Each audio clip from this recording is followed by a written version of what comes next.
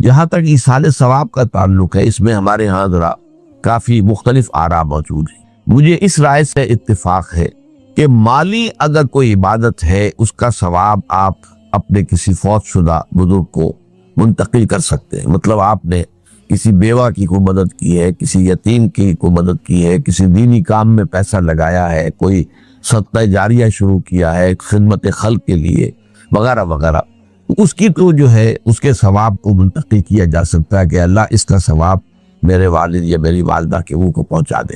جسمانی نہیں، آپ نماز پڑھ کے کہیں اس کا ثواب، یا روزہ رکھ کر کہیں کہ اس کا ثواب، یا یہ کہ آپ قرآن پڑھ کر کہیں یہ آپ ہی کو ثواب ہوگا، آپ خود پڑھیں گے آپ تو ثواب ہوگا۔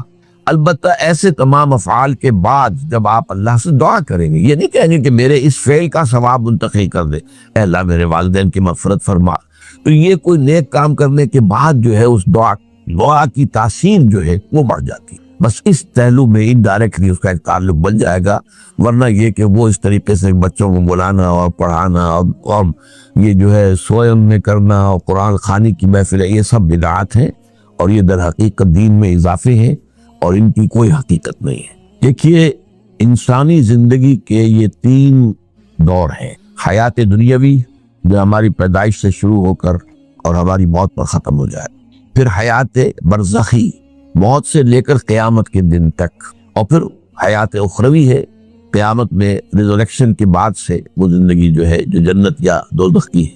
اس میں ان دونوں زندگیوں کے بارے میں تفصیل سے کوئی بات کرنا بالکل غلط ہے اور اس سے فتنے پیدا ہوتے ہیں۔ ظاہر بات ہے کہ جسم تو قبر میں رہتا ہے، اس میں تو کوئی شک ہی نہیں۔ روح کہاں جاتی ہے؟ کیا وہ بھی قبر ہی میں رہتی ہے یا کہیں اور چلی جاتی ہے؟ قرآن مجید میں سجین اور اعلیٰ علیین کا ذکر موجود ہے، لیکن یہ تمام چیزیں متشابہات میں سے ہیں۔ یہ تمام چیزیں قرآن مجید میں سورہ آل عمران کے شروع میں بیان کیا گیا ہے کہ ہم نے یہ کتاب اتاری ہے، اس میں کچھ آیات محکمات ہیں، کچھ متشابہات ہیں۔ وہ متشابہات کا ایگزیکٹ مفہوم جاننا اس وقت ہمارے لیے ممکن نہیں ہے۔ یہ تو جب اس عالم میں ہم پہنچیں گے تو معلوم ہوگا کہ ہاں یہ بات تھی کہ جو قرآن مجید میں اس طور سے کہی گئی تھی۔ لیکن یہ کہ اس وقت جو ہے جتنا کچھ ہمیں حدیث صحیح میں مل جائے یا قرآن میں مل جائے، اس عالم برزخ میں بھی یہ تو ہوتا ہے کہ جو نیک لوگ ہیں انہیں کچھ نہ کچھ جو ہے اثرات اچھے ان پر پڑتے رہتے ہیں، ان کی ارواح پر کہہ لیجئے، اور کچھ جو برے ہیں ان کے اوپر جو آخری انجام ہونا ہے اس کی کچھ ریفلیکشن ہوتی رہتی ہے، جس کو حدیث میں کہا گیا ہے کہ ہر قبر جو ہے وہ یا تو جنت کے باغیچوں میں سے ایک باغیچہ ہے یا دوزخ کے گڑھوں میں سے ایک گڑھا ہے، یا کہیں کہہ دیا جاتا ہے کہ کھڑکی کھول دی جاتی ہے اس میں، یا جنت کی طرف سے ٹھنڈی ہوائیں آئیں، خوشبوئیں آئیں، اور یا دوزخ کی طرف سے کہ آگ کی لپٹ آئے۔ دوزخ میں داخل ہوں گے قیامت کے بعد ہی، اور جنت میں داخل ہوں گے قیامت کے بعد ہی، لیکن اس کے کچھ آثار پڑنے شروع ہو جاتے ہیں، وہ جس کو انگریزی میں آپ کہتے ہیں coming events cast their shadows before, بعد میں آنے والے واقعات جو ہیں ان کے کچھ سائے جو ہیں پہلے سے آنے شروع ہو جاتے ہیں۔ تو اسی طرح سمجھیے کہ جو کچھ آخرت میں کسی انسان کے ساتھ ہونا ہے اس کا ایک عکس جو ہے وہ عالم برزخ میں شروع ہو جاتا ہے۔ اسی لیے قرآن مجید میں یہ بھی آیا ہے کہ یہ جو آل فرعون تھے یہ صبح و شام جہنم پر پیش کیے جاتے ہیں، اور قیامت کے دن پھر کہہ دیا جائے گا ادخلوا آل فرعون النار، ان کو داخل کر دو آگ کے اندر۔ تو یہ اس حد تک، باقی یہ ہے کہ تفصیل میں جانا۔ ہاں ایک رائے ہے، یہ شاہ ولی اللہ دہلوی رحمۃ اللہ علیہ کی، اگر ان کی رائے نہ ہوتی تو میں اسے بیان بھی نہ کرتا، لیکن یہ کہ وہ ایک بہت بڑے محدث اور بہت مفکر اور دین کے فلسفے سے بہت بڑے واقف انسان تھے۔ انہوں نے کہا کہ جو اولیاء اللہ ہوتے ہیں، اللہ کے نیک بندے، اللہ کے بندے، ان کے انتقال کے بعد ان کی روحوں کو بھی اللہ فرشتوں کے طبقہ اسفل میں شامل کر دیتا ہے۔ یہ فرشتے ہیں نا، اس وقت بھی موجود ہیں۔ ابھی شاید اگلے ہی جمعے میں وہ حدیث جو ہے اس کا بیان آئے گا کہ جب بھی کسی گھر میں، اللہ کے گھر میں کچھ لوگ اس لیے جمع ہو کہ اللہ کی کتاب پڑھیں اور سمجھیں اور سمجھائیں، تو ان کے اوپر فرشتے گھیرا ان کا ڈال لیتے ہیں، اور ان پر اللہ کی طرف سے سکینت نازل ہوتی ہے اور رحمت نازل ہوتی ہے، اور اللہ ان کا ذکر کرتا ہے فرشتوں کے پاس، دیکھو میرے بندے، تم کہتے تھے یہ فساد مچائے گا، دیکھو یہ بھی تو ہے نا جو میرے کلام کو پڑھنے کے لیے میرے گھر میں جمع ہیں۔ تو فرشتے ہیں موجود، ہم میں سے ہر ایک کے ساتھ 2 فرشتے موجود ہیں۔ تو یہ فرشتہ اسفل ہے، سب سے نیچے، جو دنیا کے کاروبار کو چلانے میں اللہ تعالیٰ کے سول سرونٹس ہیں، پھر اس سے اوپر کے فرشتے ہیں، اس سے اور اوپر کے فرشتے ہیں، پھر مقربین ہیں جو اللہ تعالیٰ کے قریب ترین فرشتے ہیں۔ لیکن یہ کہ ملائکہ کے طبقہ اصل میں شامل کر لیتے ہیں تاکہ جو کام اللہ تعالیٰ ملائکہ سے لیتا ہے وہ ان سے بھی لینے شروع کر دیتا. لیکن ہمیں یہ اجازت نہیں ہے کہ ہم فرشتوں کو پکار کر کہیں کہ اے فرشتے، اے جبریل، اے میکائیل یا فلاں، اے منکر جو یا میرے جو ہے کرامن کاتبین، میرا یہ کام کر دو. نہیں، یہ شرک ہو جائے گا.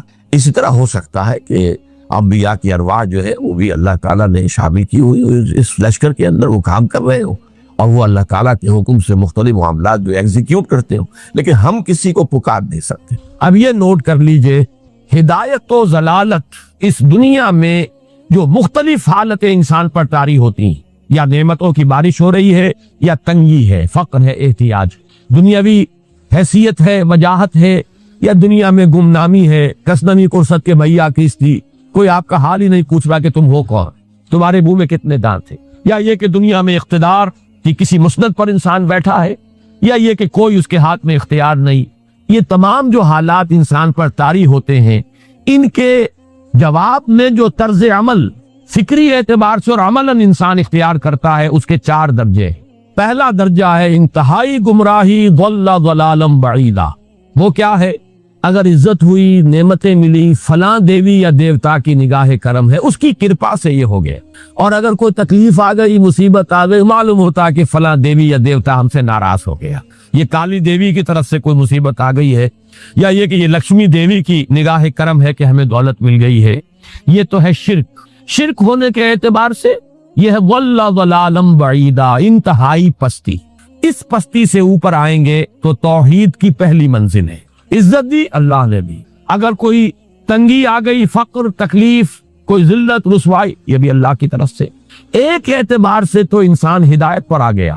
بڑی گہرائی تھی اس گندگی کی اور اس خباثت کی جو شرک جس کا نام ہے، اس سے انسان نکل آیا، نجاست سے. توحید تو ہے لیکن ابھی اس میں اس کی گمراہی کا ایک ایلیمنٹ شامل ہے، اور یہ گمراہی سے جب تک آگے نہیں آئے گا، اوپر نہیں ابھرے گا، اس کا طرز عمل کیا ہوگا کہ ذرا کچھ مل گیا، عزت مل گئی، پھولے نہیں سما رہے، اب زمین پر قدم نہیں ٹک رہے، گردن اکڑ رہی، کہیں محرومی ہو گئی، کوئی تکلیف آ گئی، کوئی مشقت، فقر آ گیا، اب بجھ کر رہ گئے. ان دونوں کیفیات میں انسان کا پینڈولم جو ہے وہ ایکسٹریم کو جائے گا. یہ کب ہوگا؟ جبکہ انسان یہ سمجھتا ہے کہ اس دنیا میں جو دولت مل گئی یا عزت مل گئی تو یہ گویا کہ بڑی کوئی قابل فخر شے ہے، اور اگر یہاں پر کوئی تکلیف آ گئی، کوئی مصیبت آ گئی، فقر و فاقہ آ گیا تو یہ گویا کہ بہت ہی اہانت آمیز شے ہے. اگر یہ انسان سمجھے گا تو طرز عمل وہ نکلے گا نتیجے کے طور پر جو میں بیان کر چکا ہوں. یہ گمراہی ہے. اس گمراہی سے نکلیں گے تو آپ کس مقام پر آئے؟ دوسری منزل ہدایت کی کیا ہے؟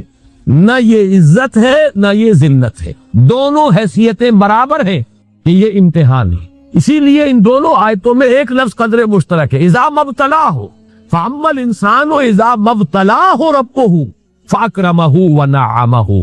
یہ نہیں ایک ابتلا ہے، آزما رہا ہے اللہ، کبھی وہ دے کر آزماتا ہے، کبھی چھین کر آزماتا ہے، کبھی فقر و فاقہ سے آزماتا ہے، کبھی وہ کثرت دولت اور کثرت مال سے آزماتا ہے، کبھی وہ صحت دے کر آزماتا ہے کہ یہ قوت اور توانائی اور صحت جو میں نے دی ہے یہ اس میں کیا کرتا ہے، کبھی وہ مرض کے ذریعے سے آزماتا ہے کہ صبر کرتا ہے کہ نہیں کرتا.